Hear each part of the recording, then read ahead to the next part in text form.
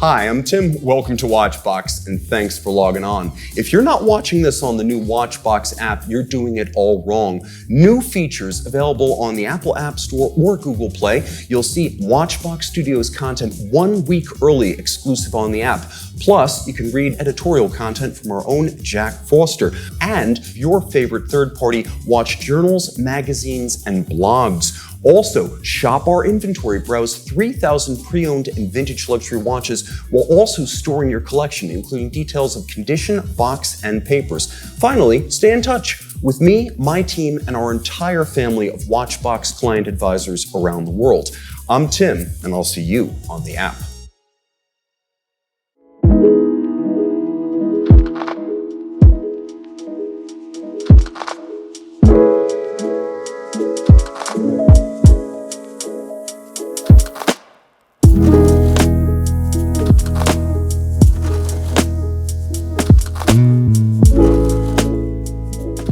Hi, I'm Tim, he's Brian Govberg, and welcome to WatchBox. Today on Perpetually Patek, it's a fantasy draft, and the league is Patek Philippe. Dress watch, sports watch, complication, and craft arts. We've got 4 picks per host. Brian draws first.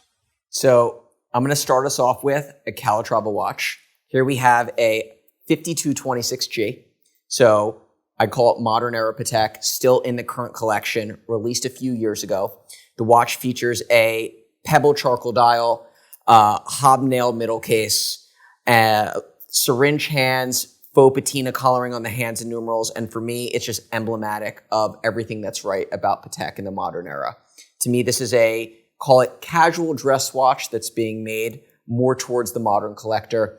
I love the tone-on-tone date disc, sort of just sits there in the background, not obtrusive whatsoever. A little bit larger in size at 40 millimeters. It comes with 2 straps, both a calfskin strap in this tan color that you see here, as well as sort of a nylon black material that's a little bit sportier.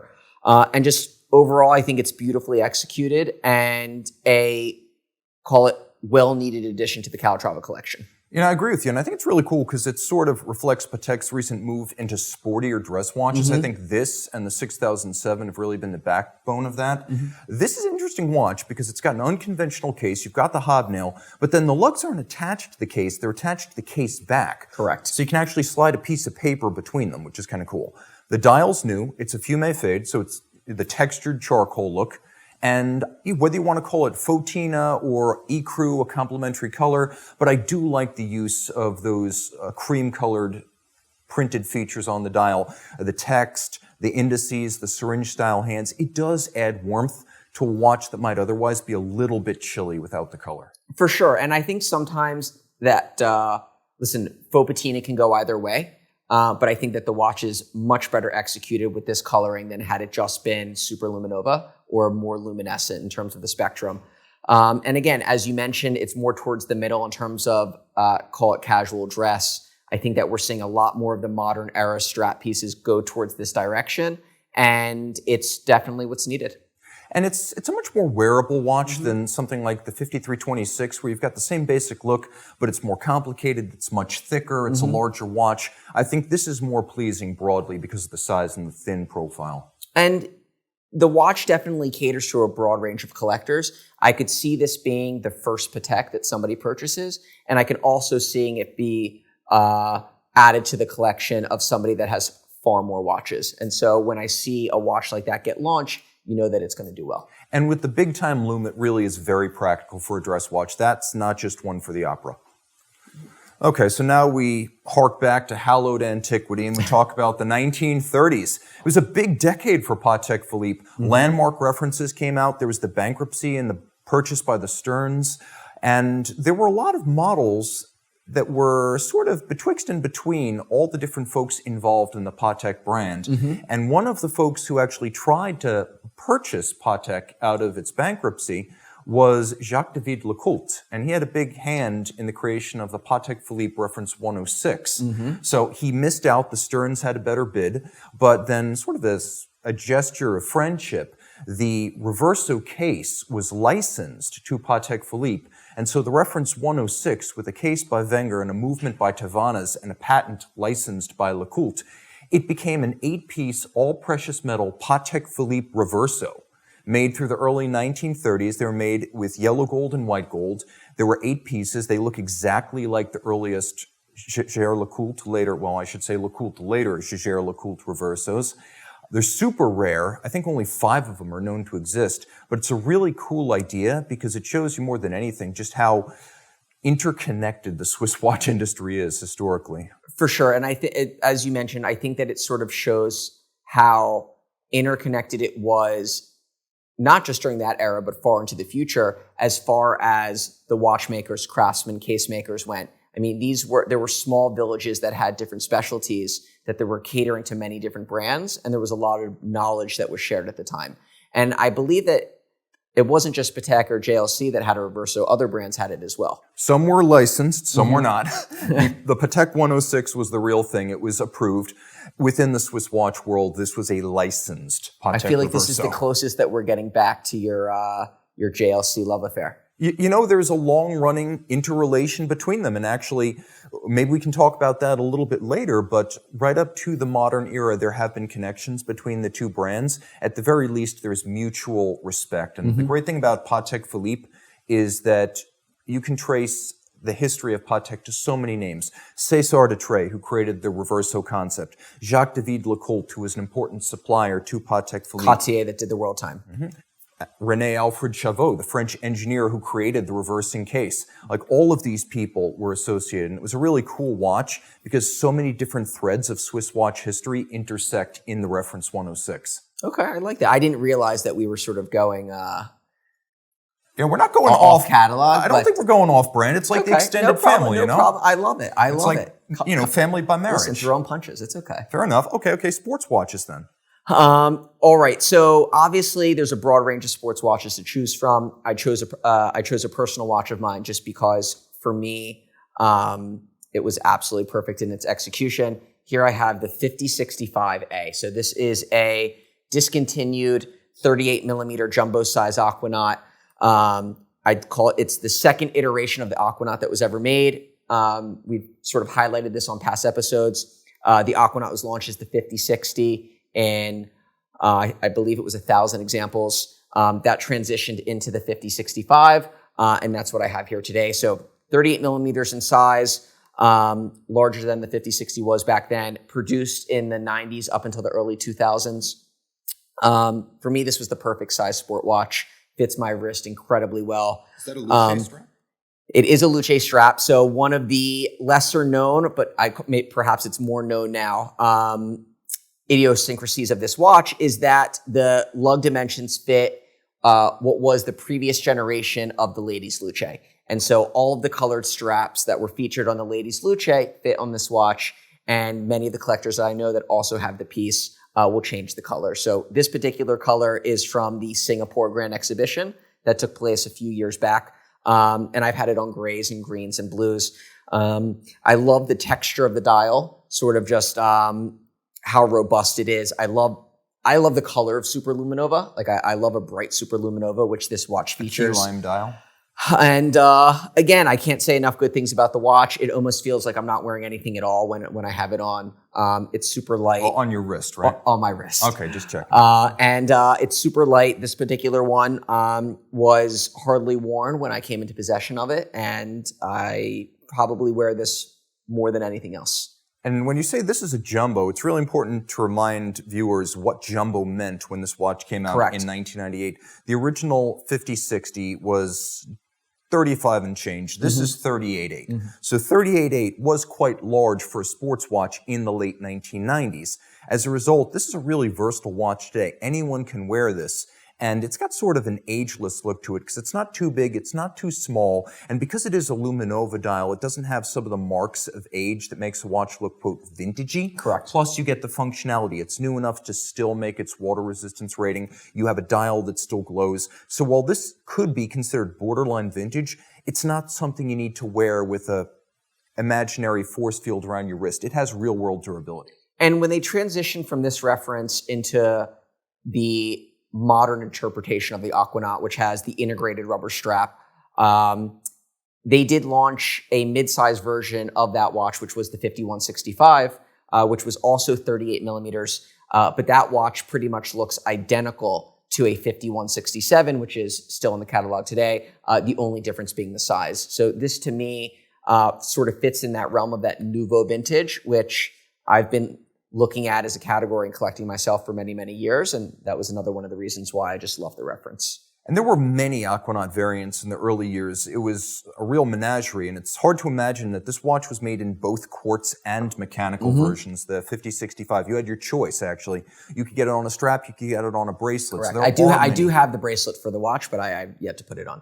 Fair enough. All right. So sports watches, I'm going to cheat a little bit. Oftentimes, one definition of a sports watch is that it's a professional watch or it's a tool watch. What I have here is definitely a tool, but make no mistake, you watch it. It is not a watch. This is the Patek Philippe reference 1215 HF Naviquartz 3. It is a quartz marine chronometer. This was launched in 1972, made through about the mid-1980s. And yes, it is a marine chronometer. It is a deck clock. You could navigate with it. But for the most part, these were made customized, often in handsome mahogany and metal boxes like this one, expressly for high-end collectors. So you could see, once upon a time, the good Dr. Siegel owned this example. And it's a remarkable thing because it's extraordinary in its tolerances. Because it is a marine chronometer and because celestial navigation, if you're judging longitude, I believe 4 seconds equates to 1 mile laterally across the globe. So you could find yourself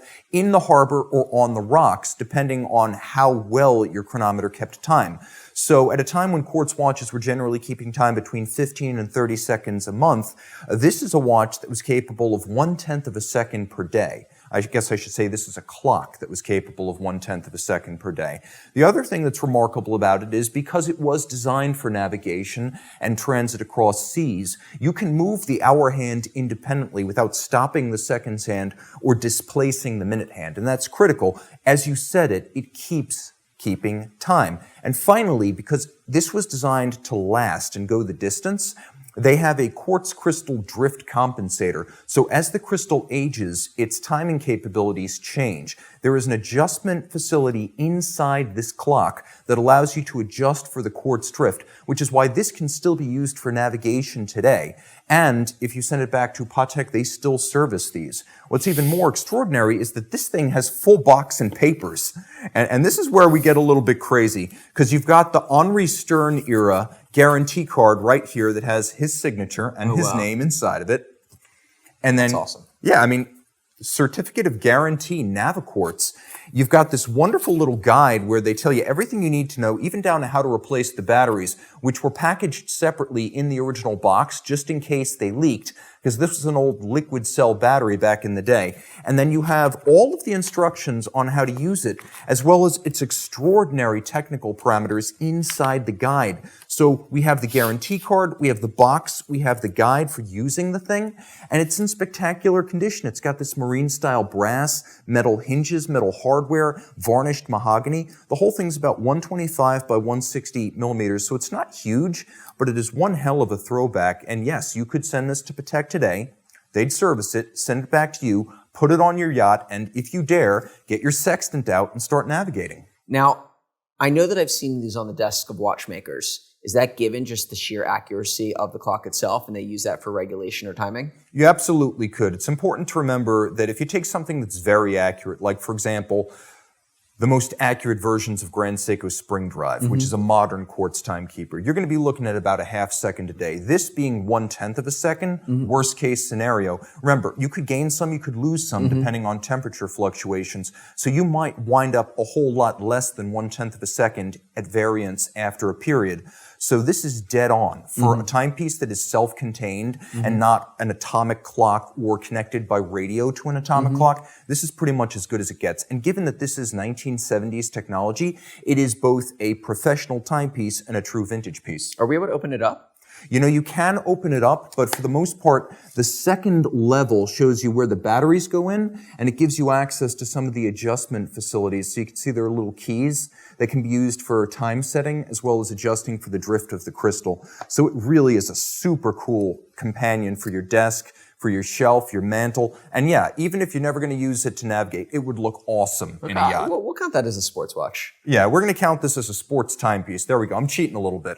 All right, complication, Brian, you win, but let's see what you got. So we're going to end with the complication. Okay. But let's do a rare handcraft right now. Yeah. So I am a big fan of Patek's rare handcrafts, always have been. And for me, this watch checks a lot of boxes. So this is the 5738/51G. It's also in the current collection.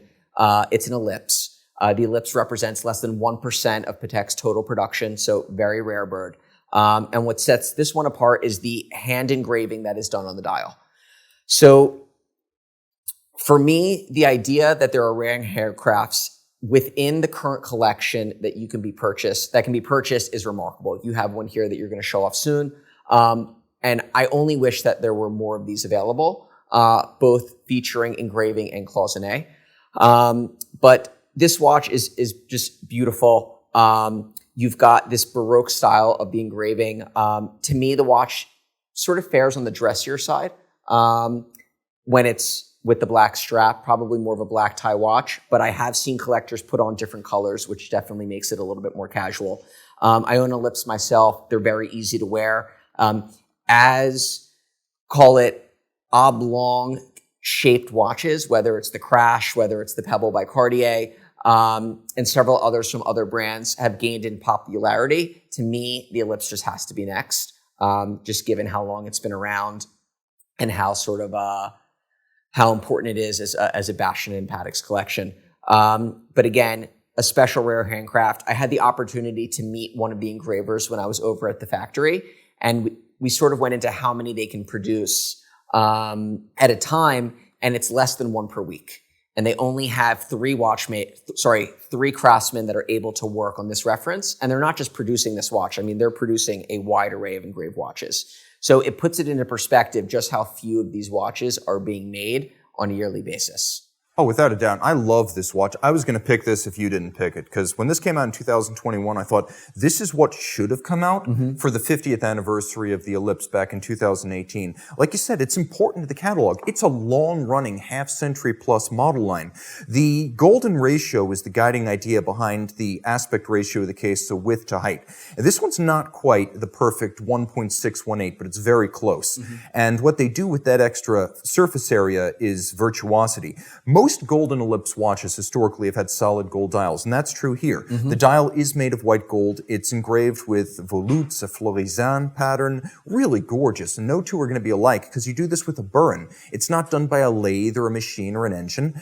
But it's also grand faux enamel, with everything on here being black enamel in between the engravings. And despite the fact that it does look like it might be a simple manual one watch, it's actually an automatic. Correct. With caliber 240 inside and this lovely little onyx cabochon. It's also lugless. So among all modern Patek references, if you want something that's going to really fit smaller than its rated size, this is going to be one of exactly, those watches. You go with the golden Ellipse. And look at the parallelism of design. We've got a little elliptical buckle for it. Even the straps are different with the loops there. And for me, I just think that the Ellipse offers itself as the perfect canvas for rare handcrafts because the case itself is unique.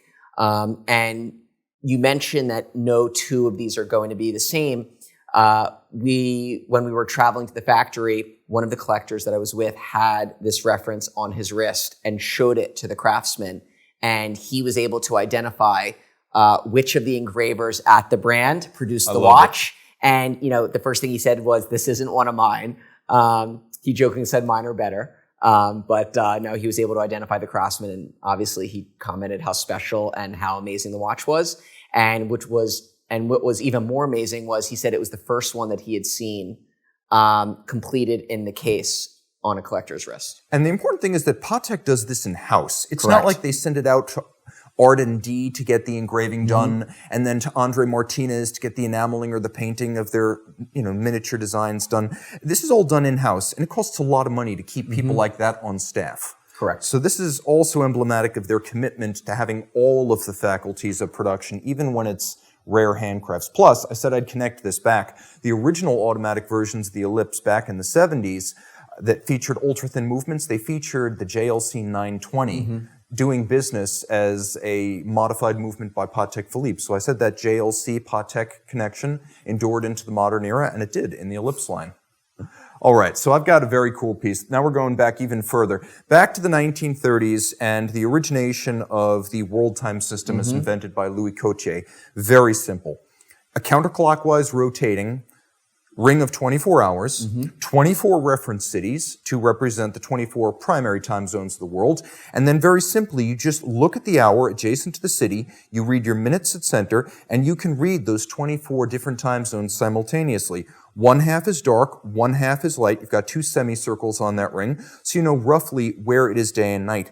But the unparalleled romance of the cloisonné enamel dial, featuring a projection of the globe, that's what makes this special, because you can see the expanse of continents and oceans and space, and it's conceptualized in a way that's romantic, whereas the world time system is more concrete. So you've got the left and the right brain both. And through the years, Patek has continued to evolve this system that they first adopted in the 30s. Now, you always put your reference city at 12 o'clock, and you use the little pusher, and the watch will do the math for you, adjusting your local time zone. Now, you can also set it separately. Of course, you have the ability to pull the crown out, and now you can see how the hands and the reference ring move in opposite directions. But each one is individually a work of art here. You know, you've got the Americas, you've got parts of the Middle East, Africa, and Europe.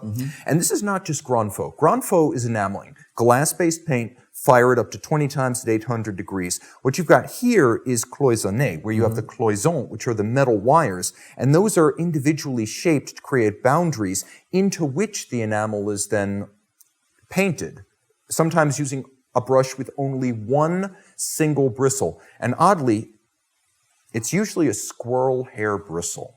So they do that. I know it's a little bit gross, but in turn, this is worth it. You know, making silk is kind of gross too, but the end result is luxury. So here we go. We've got different shades of enamel. That's done by putting on different weights of the same color. We have different colors, that's different types of enamel, different glass ground up into the paint. And then finally we have the metallic boundaries, those are the cloisons. Plus we have the case back, this is another one of those 240 micro rotors, so the engine, so to speak, is the same in both the 5738 51G and the 5231J. This is the yellow gold version of the cloisonné that came out back in 2019. It is a little bit smaller than the previous 5131. Correct. That was a 39.5. This is a 38.5, but this looks even smaller because it doesn't have the crown guards. Exactly. So now they've made this watch in several iterations with several different depictions of the globe on the dial from different viewpoints. And so if you go back to its predecessor, the 5130, they produced the watch in yellow gold, white gold, rose gold, and then platinum, each featuring a different viewpoint. For this particular reference, the 5231, the J is in fact discontinued. The watch that is currently produced is the 5231G, which has a viewpoint of Asia. So it presents the entirety of Asia. And we've talked about this watch at length on different episodes of Perpetually Patek. And if you go back several years, I would call it prior to 2019, this was possibly the most desirable watch in the catalog. Yes.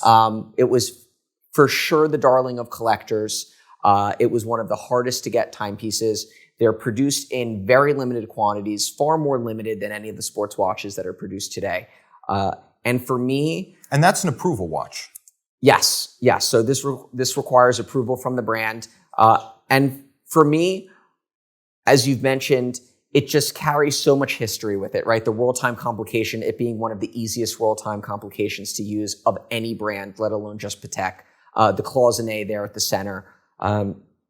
And for me, it's hard to convey the depth of the dial online, right? It's really something that you need to see and see the life in person really to get that feeling. And no two are alike. And if you look at this particular reference, they have been produced by different artisans based on the reference, and there are differences between the technique of the cloisonné that's employed. And it's important to remember that this is basically figurative gold on top of literal gold. Although you can do enamel on copper, these Patek Philippe gold dial bases are always solid 18 karat. So you've got the enamel and the cloisonné on top of a gold base. It's really an embarrassment of riches. That's why these are so special. And to be perfectly honest, they're also very practical. As dress watches go, the ability to see time all over the world, that's something you will use. And if we're talking value, and we haven't really talked value that much on Perpetually Patek in a long time, I actually think that this watch represents a great value to the market relative to what current retail prices are today. Because this watch is available in the secondary market, and albeit it's not made anymore, at a price that's really not that much more than what current retail would be today. And I think that's good integrity, where it'll hold its value. It's not going to be a moneymaker. There's no temptation to flip it or do anything silly. But it's the kind of watch you can own. And when the time comes to move on, you can rest assured that the value is secure in the timepiece. And that's a really neat thing. I think it's fun to be able to have that peace of mind when owning a watch. I don't think most people who do this do it to win, and I know they don't do it to lose. That idea that you can get into a watch, build really great memories around it, and then move on in your collecting journey and not be any worse for wear, that's a pretty cool idea. It's actually a watch that I've always targeted to purchase for myself one day. And I personally love the 5230 case, right? 38.5 millimeter fits me really well. With the stepped lugs too, it's really got personality. Exactly. I mean, there's a lot of personality to the case. Yellow gold, I don't necessarily gravitate towards first. And so I said, okay, like I'll wait for a different reference to come along. White gold, I'm a fan of white metals, but it's not necessarily the depiction of the map that I wanted. And so I'm like, okay, in my mind, I'm thinking rose gold, but at this point, I don't know if they're going to produce a rose gold watch down the line, given that they just launched the Tokyo World Time. And so I don't know, are they going to continue down with the 5231s, or are they going to transition the reference more towards now the World Time with the date? I guess, time will tell. It's not something I know, but I guess we'll see.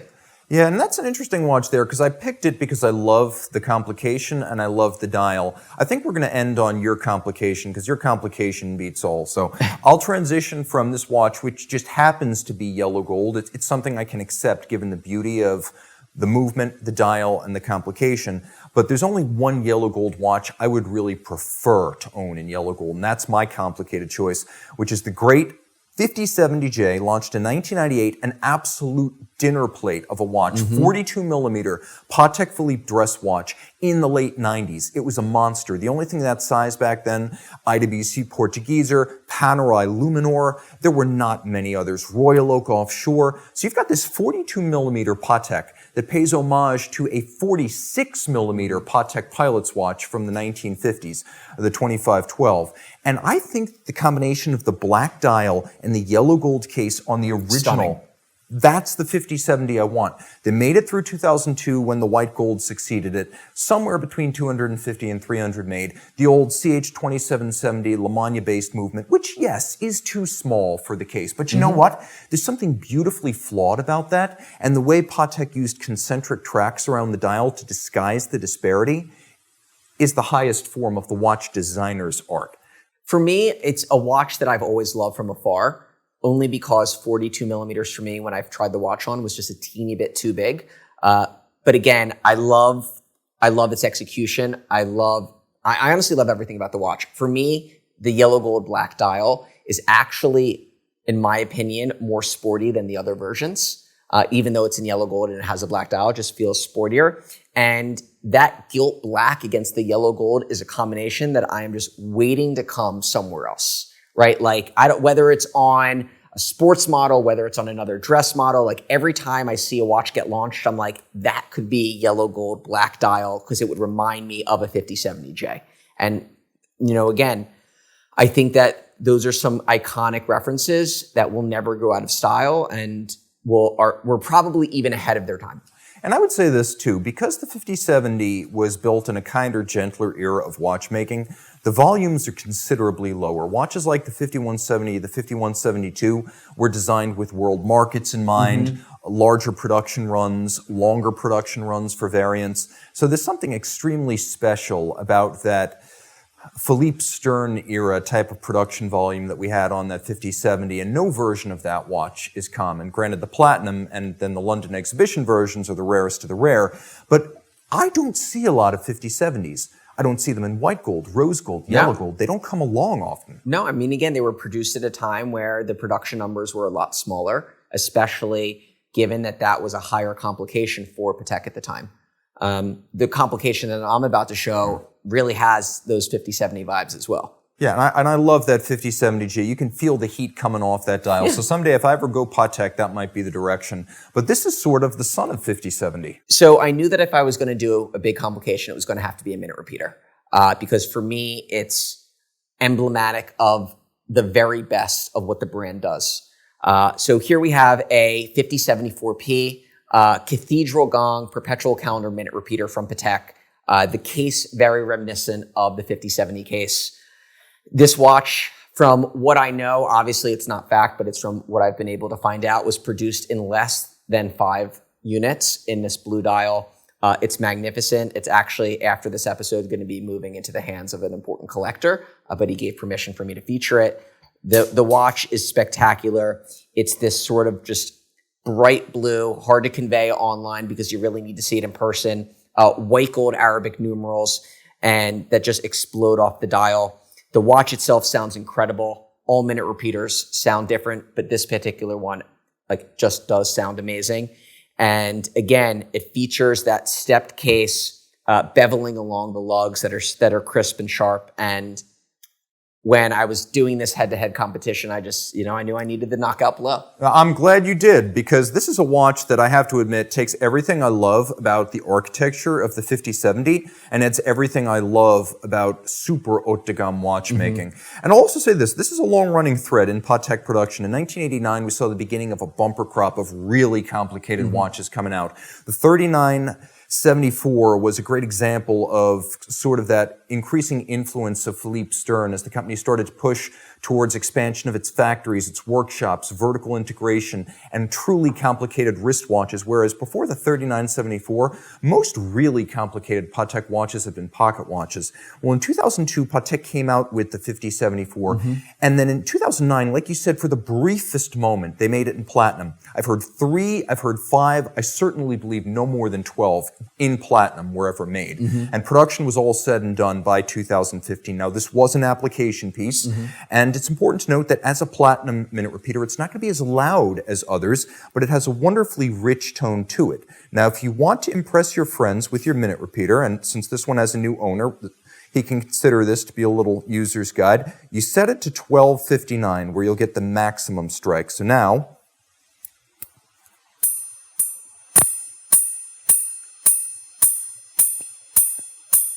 It's got to be booming on the screen right now.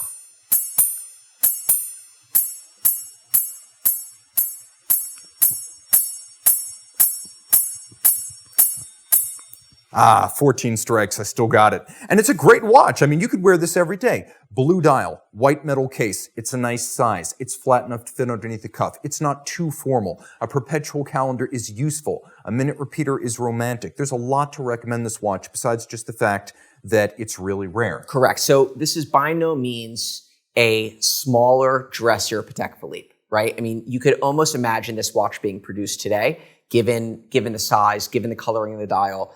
And as you mentioned, this could be worn casually every day if the collector wanted.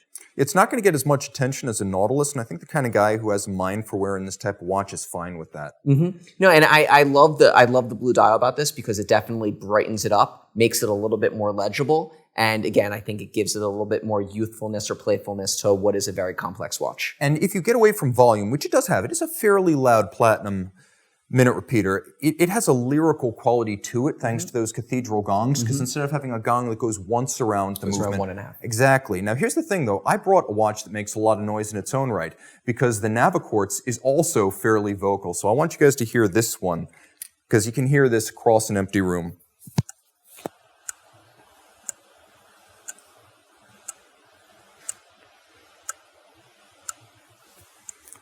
I thought I had to share that. That's just a lot of fun. If you like noisy timepieces, this is going to be your best friend right here. All right, Brian, the fantasy draft has concluded. We're going to see who's the champion. You guys let us know in the description below, whose fantasy league picks did you like best? Tim out, Brian out, and thanks for logging on.